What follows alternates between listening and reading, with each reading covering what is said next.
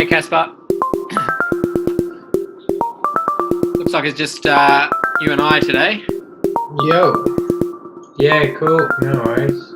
How's it going? Yeah, good. Cool. I was just checking my email and I saw the thing and I'm like, yeah, I never joined meetups. I'm going to join one. So you subscribed to it a while ago, did you? Or?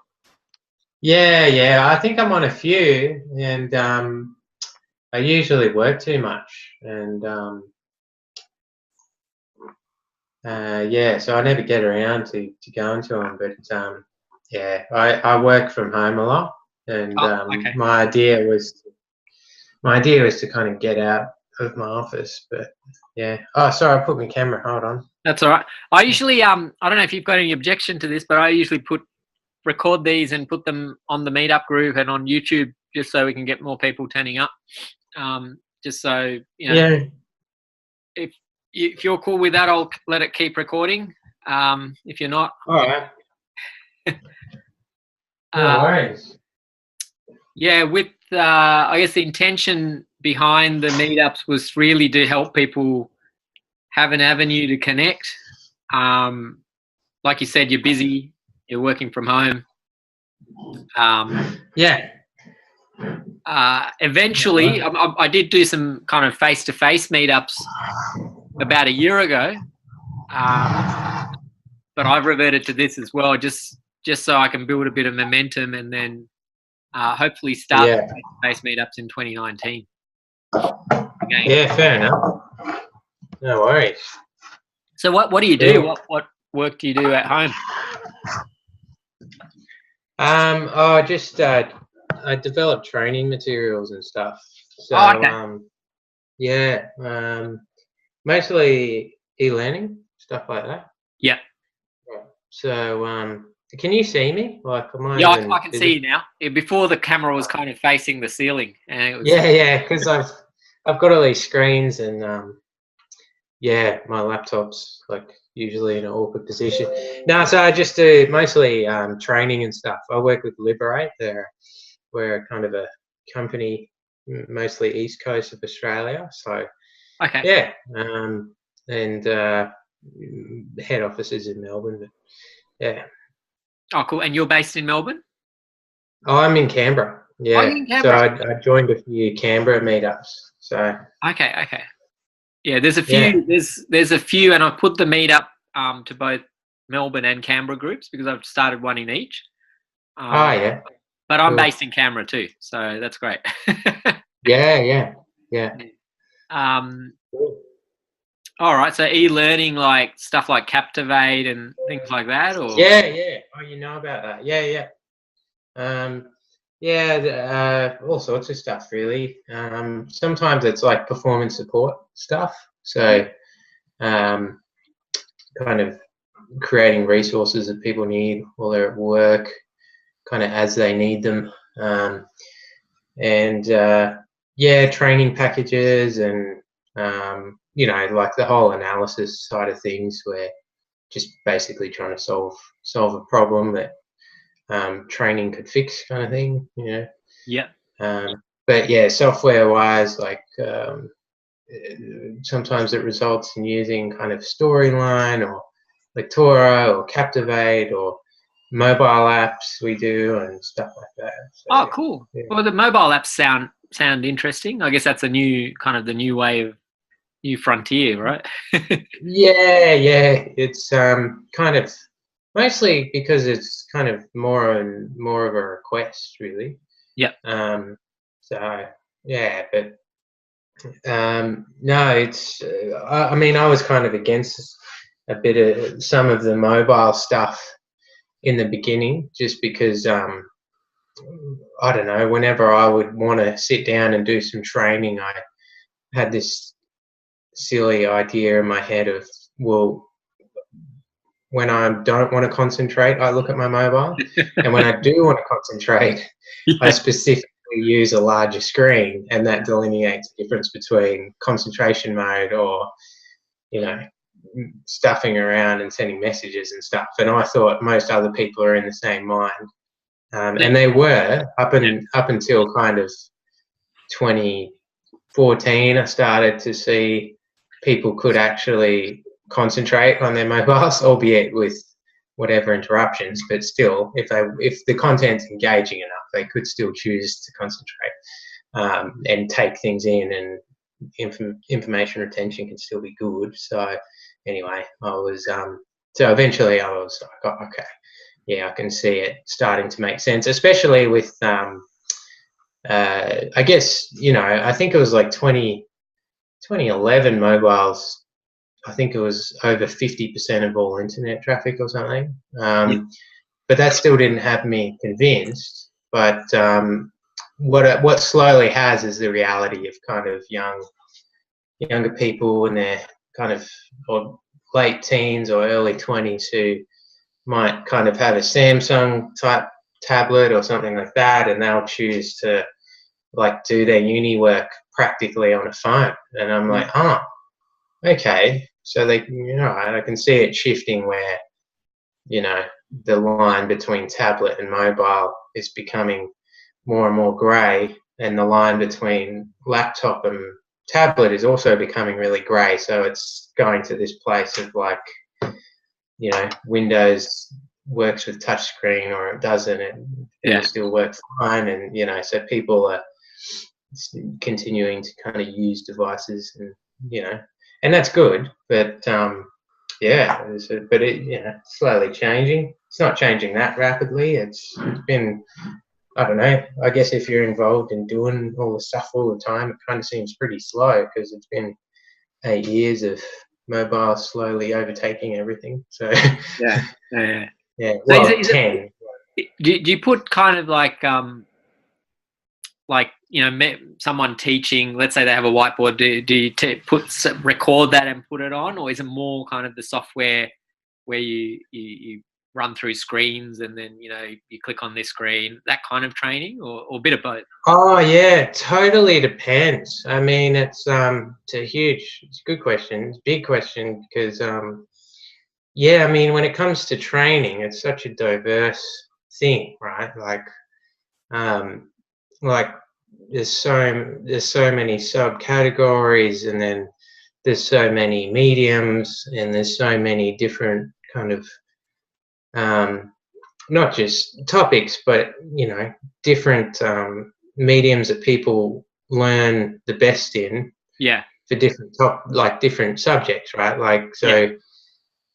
Video works really well, surprisingly well, if you want to teach somebody to improve their golf swing. Yeah. Because they can see the angles and understand things pretty well, and video can work really well for things. And then in terms of kind of software training, there's elements of software training that actually work. You can teach somebody really well some of the basic principles of the how and the why, but mostly the why, to elicit some kind of inspiration for learning the how. Yeah. But in terms of the how, I find it's often the case with software training that it's a case of kind of training as you need it is the most effective. Right. When they start to do it, it's better. Yeah. And I mean, most people, I think, kind of understand that pretty well when I kind of explain it in the way of like, well, let's say you're in Photoshop or something. Yeah. Maybe you haven't used it for a while, or you're not a proficient user.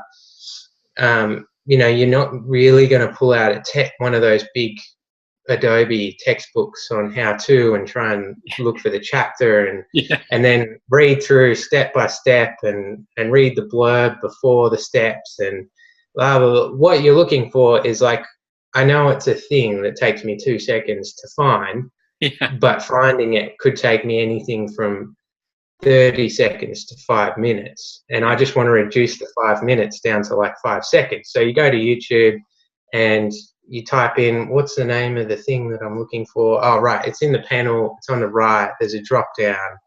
That's what I was looking for. So people will find a video and then, skip the first 7 minutes of stuff. Yeah. and YouTube's quite look for handy now. Like, it's amazing. Like, yeah. So that's an example where training as you need it is kind of really useful for that kind of thing. And then there's other stuff like like legal compliance type of stuff, where you can kind of have that middle ground of people looking for the information as they need it, and also give them a run through from start to beginning of the whys and how it affects you, and all that kind of thing in a good like training package. And then within the realm of like training packages, like those, I don't know, some of them are quite, well, most e-learning is pretty bad, to be frank. Like just in all honesty, most of it is bad. It's there, yeah, like it's basically there as a, well, we need some kind of training there, so we got to put something in. You reckon that's yeah? Sometimes it's like a box ticking thing, I guess. Like, we'll fulfill the requirements of this policy, and it costs money. We'll just get this thing, and then technically it's ticked all the boxes or whatever. Yeah. I mean, not to be too cynical. I mean, that was more true, certainly more true 10 years ago, and it's changing.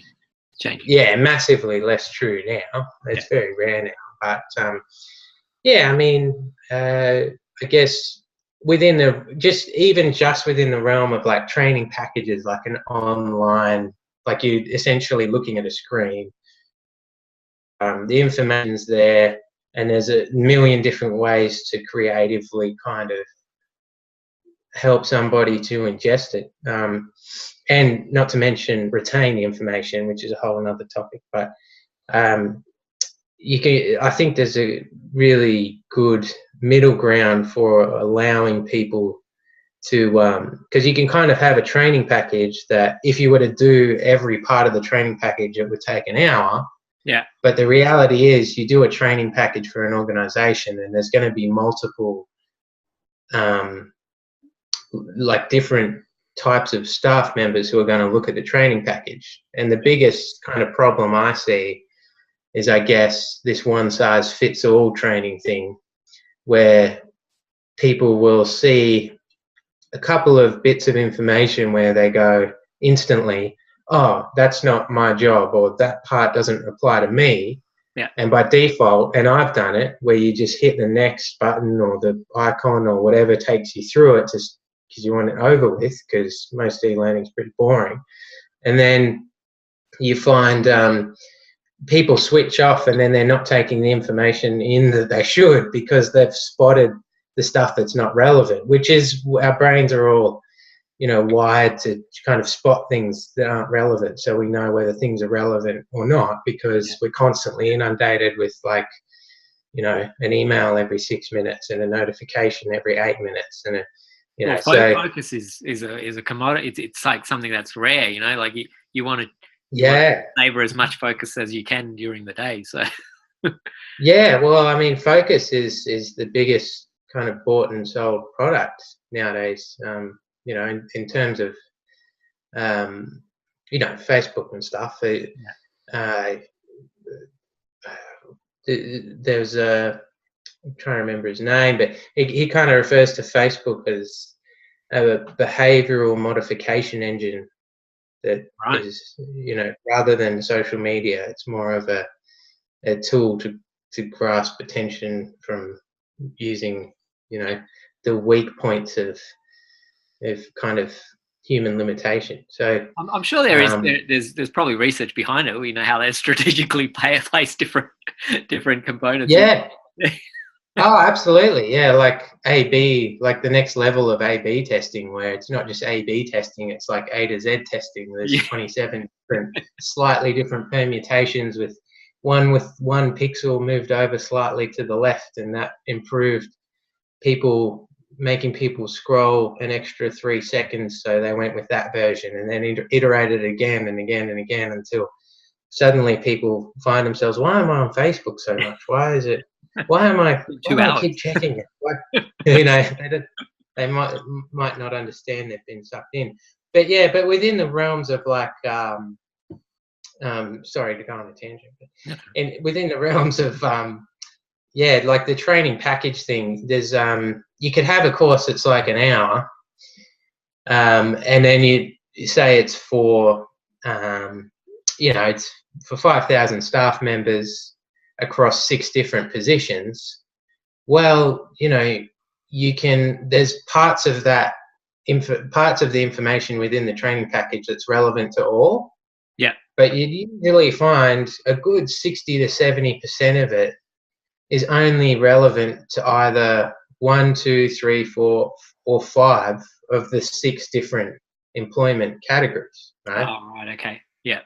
So somebody in a senior position might need to do 40 minutes worth of the training, and then somebody who's a bit newer might need to do 35 minutes worth.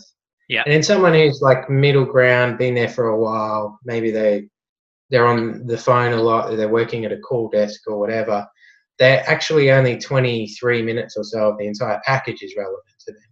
And you can set it up like that, like quite simply. So, if you're this, click here, and if you're this, click here. So the first few parts of the training package are actually the same because they're relevant for everyone. But then all of a sudden, once you've clicked on a button, you're just seeing what's relevant for you. And people are really appreciative of that because they go, oh, like, not only is there this nice delineation for different roles and it's saving me time, but you find that people get curious and they kind of want to go, oh, what about their perspective? What does my manager need to know? And then they'll click on it anyway. Because you're kind of keeping it a little bit back from them. They're like, oh, now I want to know. Yeah, totally. So, and it's actually not that difficult to implement, but it's rare. It's less rare nowadays, but you used to never see that. You would just get a big compliance training module and everyone would roll their eyes and go, no, do I have to do this? And everyone leaves it to the last minute and tries to skip through it really fast and things like that. But yeah, anyway. Cool. I could probably talk about that for way too long. So I used to do stuff similar. I didn't get into it as much depth as you. I mean, it sounds like you've done it for quite a while. I did about probably too long. Yeah. No, well, you get to learn the intricacies of it. At the moment, I'm kind of still training, but more developing more soft skills type training using membership sites. So it's like optimized press and then recording videos and putting it up and the PDFs. Kind of go, okay, well, that's about time management or stuff like that. So cool. So that's more kind of like on the personal development side of it. A good website I've come across. I don't know if you're familiar with it. Is masterclass.com. And I've checked that. And they've got actors and musicians and tennis players and so forth, and they're kind of putting all their lessons online. So that's a pretty cool idea, I think Werner Herzog is on there. Yeah. The documentarian guy. Yeah. So I reckon the whole training side of it is really interesting, but it's making it. I think the key is making it interesting for people. Otherwise, it's just like anything you watch, you're going to be turned off and skip through, the bits that are a bit boring. So, no, absolutely, and picking the right medium too. Like I see, a lot of people, they kind of they try to not a lot, but I see it kind of disappointingly often. Some organizations might choose kind of a one size fits all, like they want to use a particular tool, or like they'll put training material into one of the software applications as purely kind of for online stuff. And in fact, the content that it might be a soft skill or something, like one of the things you were kind of talking about, and the retention for giving people that kind of information would be much better if it were actually face to face, or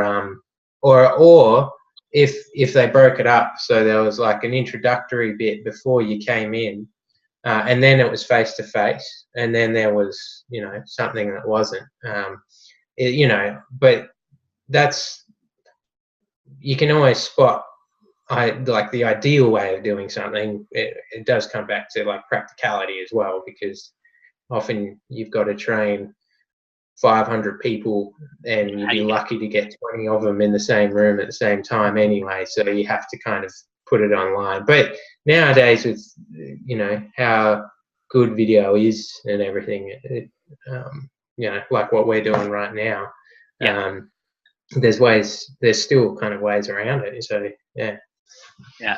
There's a technology I saw at a live event. I think it's called Human, and it's basically a holographic image that's projected onto the stage. So the presenter's somewhere somewhere across the world, and they're walking across the stage, and it's just this image kind of, they look real. I mean, the technology is still, it's still coming to maturing, but it looked pretty good. yeah, right.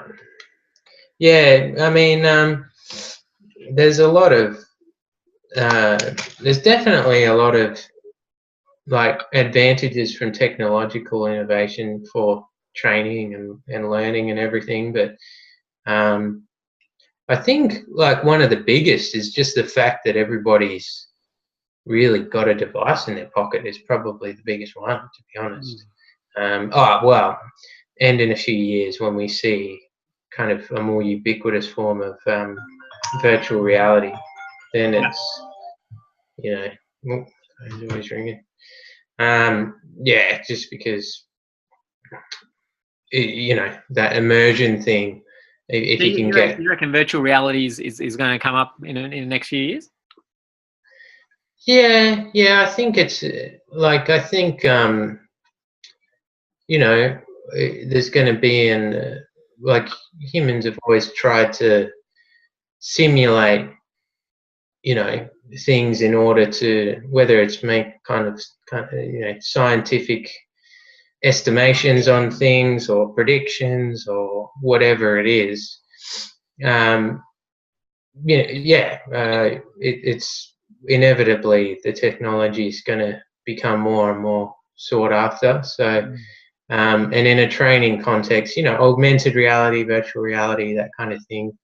In a training context, there will inevitably be a time where the technology is advanced enough where whatever that threshold is, whether it's, you know, $300 or something for a nice kind of pair of goggles or headset or whatever it is, that, you know, there's probably a price range somewhere where there's just a whole bunch of money that can be saved by allowing somebody to do that, as opposed to, you know, putting them on a helicopter and walking them through the oil rig and giving them the induction or whatever.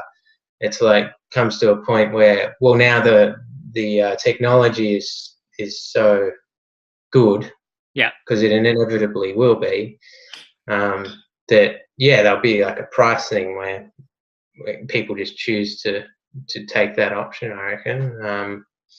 You know, but it's not going to replace everything by no means, nothing like that. I just think it'll definitely, there'll definitely be huge benefits, and there'll be a whole can of worms there as well, where it'll cause all types of other problems, of course, as any newer technology does, you know. Yeah. But I don't know. I can't really foresee exactly what they'll be, but I'm sure. But I'm sure it'll come out. Yeah, there'll be some type of inadvertent, accidental thing that people have to deal with. It's going to be difficult. So Casper, wrap up in a couple of minutes. Was there anything you want to share, or anything that you're currently working on, or you want people to join in on? I usually ask this question because it's just, you know, help other people on Meetup to kind of connect with you. Yeah. No, I mean, people want to talk about e-learning or training. I'm a bit of a nerd with training stuff. I like to kind of talk about that kind of stuff. I don't know. Okay. I could probably learn a lot from talking to people still and stuff like that. I mean, I am working on some cool stuff. Liberate's always doing a few things around Canberra and the East Coast, and actually WA a bit. And but no, yeah, I guess anyone's welcome to contact me on LinkedIn or whatever. But in terms of meeting up, yeah, I mean, maybe we'll have another one of these, and we'll see if we can get a few people, because I kind of want to know what everyone else is doing. Yeah, cool. I'll send some more messages out. I think that might be the best way to kind of get people going. Oh, okay, well, there's something on. So how do people find you on LinkedIn? So what's your surname? Sorry. Oh yeah, so I'm Casper, like the ghost, and my last name is Tucker, like the food. So Tuck. Easy. So yeah, I'll add you, and yeah, hopefully we'll see you next Friday as well. I'll try and get some more people to come up. yeah, no, that's cool. No, it's good to chat anyway. I seem to have like one-on-ones. Last week I got a bit late, so I kind of went astray. But the week before I had a one-on-one chat with someone, and the week before. So if we can get all three of us in one room or the one virtual room. Yeah. No, that's cool.